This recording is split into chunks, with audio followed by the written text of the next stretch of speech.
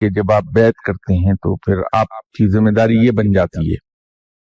कि जिनके हाथ पर आपने बैत किया है, जो कुछ वो फरमाएं उनके कहने के मुताबिक आप अमल करें, अनलेस कि वो ऐसी बात कह दें जो रब ताला के हुक्म से टकराती हो। एहतमाम अदब का और फर्माबरदारी का इसलिए किया जाता है कि जब तक आप किसी उस्ताद की इज्जत नहीं करेंगे, उसे अपने से सुपीरियर नहीं मानेंगे, उस वक्त तक आप उससे सीख नहीं सकते। तो वो आपको सही रास्ते पर आपके मुर्शिद चलाते हैं, जहां आप कदम डगमगाने लगते हैं, पांव बहकता है कहीं, तो वो आपको उसी वक्त पॉइंट आउट कर देते हैं कि गलती होने लगी है, इसको ठीक कर लें आप।